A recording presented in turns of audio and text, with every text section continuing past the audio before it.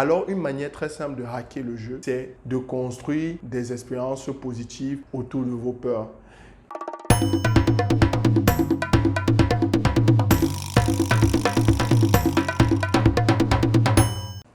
Bonjour la famille, je suis très heureux de vous retrouver aujourd'hui pour ce troisième épisode de la mini-série Vaincre ses peurs.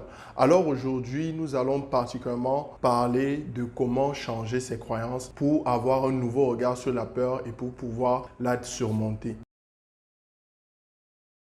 Vous devez mémoriser quelques techniques que vous allez devoir répéter très souvent. Vous pouvez regarder à nouveau le contenu de cette vidéo ou noter sur un bout de papier ces changements de paradigme qui vous permettront par la suite d'avoir une meilleure vision de ce qu'est la peur et surtout de comment la surmonter. La première chose que vous devez retenir, c'est que tout le monde a peur. La peur, c'est la chose la plus répandue. Nous sommes plus de 7 milliards sur la Terre et je ne sais pas si vous en avez déjà croisé, mais je n'ai jamais rencontré une personne qui n'a aucune peur. Alors vous devez comprendre que la peur, c'est quelque chose de normal, c'est quelque chose de naturel. La seule différence, c'est ce que vous réussissez à en faire. La plupart des gens ont des peurs totalement irrationnelles pour certains, des peurs totalement logiques pour d'autres. Mais si vous comprenez que la peur est un mécanisme naturel, c'est tout simplement votre corps, votre esprit qui se prépare à faire quelque chose de différent et que vous comprenez que la peur, c'est avant tout un mécanisme bienveillant qui essaie de vous protéger. Mais vous comprendrez tout simplement qu'il n'y a aucune raison d'avoir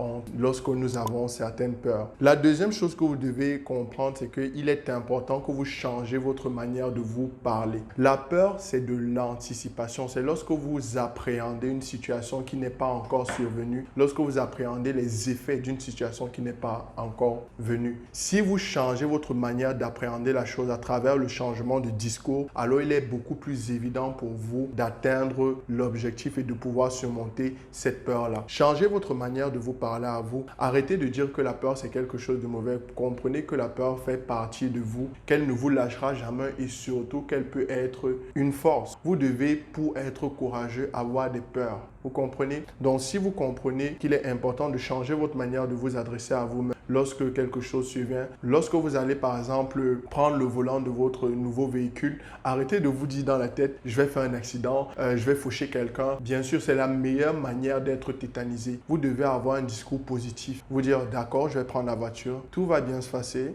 je vais rencontrer aucun problème et je vais rentrer chez moi sain et sauf. Voilà la manière de changer son discours. La troisième chose que vous devez faire, c'est vous focaliser sur les gains. Vous devez absolument vous focaliser sur les gains, vous focaliser sur les souvenirs positifs que vous avez. Vous allez remarquer que lorsque vous faisiez pour la première fois probablement du vélo, vous aviez extrêmement peur de tomber, mais au fur et à mesure que vous avez eu des expériences positives, lorsque vous avez pris votre vélo, que vous avez continué à pédaler, vous avez eu une nouvelle vision de ce qu'est pédaler, par exemple votre vélo. Pareil lorsque vous avez pris la voiture pour la première fois, pareil pour plein d'autres choses. Tout simplement parce que lorsque nous nous habituons à faire quelque chose, cette chose nous fait de moins en moins peur parce que nous avons déjà des références positives. Alors, une manière très simple de hacker le jeu, c'est de construire des expériences positives autour de vos peurs. Je vais vous donner un exemple. Lorsque, par exemple, je lançais cette structure, j'avais énormément de craintes, énormément de peur. Je savais que beaucoup de gens, comme on dit, m'attendaient au tournant et ça me faisait peur. Mais à chaque fois, je me disais, écoute Gilles, tu as chaque fois pu trouver des solutions pour ce qui t'est arrivé. Je me rappelais la première fois lorsque je suis arrivé à l'université et les challenges auxquels j'ai dû faire face. Et à chaque fois, j'ai pu sortir de ça. Je me rappelle les concours auxquels j'ai participé sans être le favori au départ et dans lesquels je me suis brillamment sorti. Je me rappelle à chaque fois que je ne savais pas faire quelque chose et que j'ai fini par acquérir cette compétence de manière exceptionnelle. Alors, avec toutes ces expériences que j'ai pu braver, à chaque fois que j'ai des difficultés, je me rappelle-toi Gilles, le départ, c'est toujours comme ça. Et sois juste sûr qu'à la fin, tu réussiras à braver ce nouvel obstacle. Et focalisez-vous aussi sur le gain. Ça veut dire arrêtez de voir juste la peur. Dites-vous qu'est-ce que je gagne en traversant cette peur. Si cette peur, c'est la chose qui vous empêche de développer vos activités, de développer votre business, vous devez tout simplement vous focaliser sur le gain qu'il y a derrière. C'est-à-dire, c'est vrai que j'ai peur de parler en public, mais je ne gagnerai jamais ce concours de projet et je ne pourrai jamais lever les fonds qui feront survivre mon entreprise ou développer mon activité si je ne suis pas à l'aise dans la communication en public. Si vous vous dites ça, vous allez trouver des stratagèmes et vous allez trouver des techniques qui vous conviennent pour réussir à être à l'aise en public parce qu'il y a un objectif derrière qui vous intéresse. D'accord. La quatrième chose que vous devez faire, c'est revenir à chaque fois au présent. La peur, c'est une appréhension d'une réalité qui pour le moment n'existe pas encore. Ce sont des suppositions. Lorsque vous avez peur, n'hésitez pas à revenir au présent. Arrêtez de vous dire je vais mal faire mon discours. Arrêtez de vous dire que je vais faucher quelqu'un si je prends la voiture. Arrêtez de vous dire que cette relation va mal se passer. Concentrez-vous sur le présent. Qu'est-ce que vous devez faire? Vous pouvez faire un exercice que je fais très souvent, c'est lister 5 choses que vous voyez et 5 choses que vous entendez, tout simplement. C'est-à-dire, vous pouvez dire que, ok, je suis dans cette salle, dans 5 minutes, je vais prendre la parole en public. Mais plutôt que d'avoir peur, je peux me concentrer sur le présent. Je dis que d'accord, devant moi, j'ai une caméra. À ma gauche, j'ai une porte. À ma droite, j'ai par exemple les persiennes.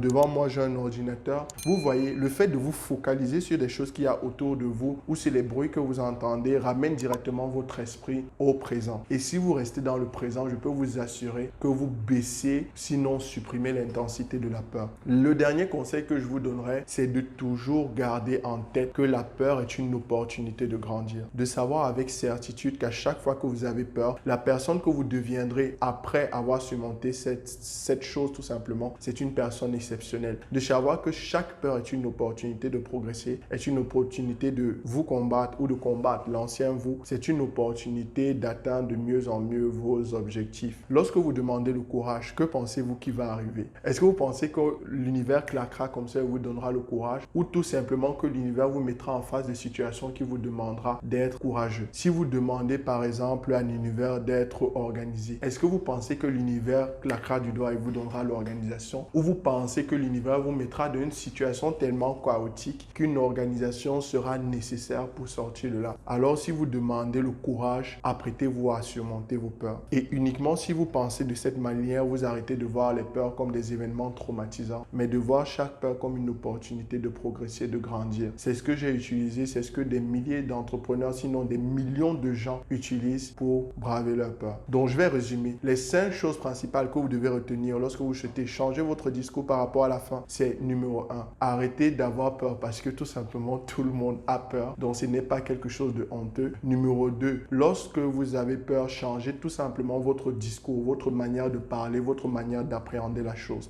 La troisième chose que vous devez retenir, c'est qu'il vous faut stocker des événements positifs et vous concentrer sur les gains, d'accord? Si vous stockez les réussites passées, vous avez beaucoup moins peur et si vous pensez à ce que vous gagnerez lorsque vous traverserez cela, vous aurez beaucoup moins peur. La quatrième chose, c'est que vous allez devoir à chaque fois revenir au présent. Lorsque vous anticipez beaucoup trop et que c'est négatif de ce côté-là, revenez au présent, revenez à l'instant présent et savourez le fait d'être en vie, de respirer et d'avoir des opportunités merveilleuses. La dernière chose, et je vais terminer par là, c'est n'oubliez jamais que la peur est une opportunité de grandir, que la peur est une chance pour vous de devenir la meilleure version de vous-même. Alors j'espère que vous avez apprécié ces conseils et surtout que vous allez les appliquer. On se voit au prochain épisode afin de surmonter toutes nos peurs. À plus la famille.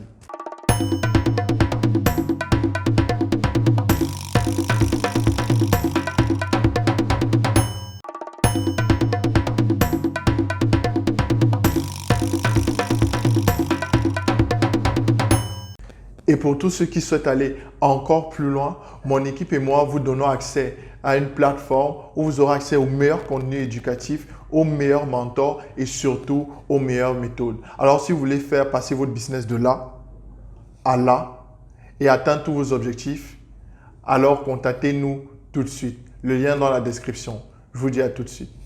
Ciao la famille.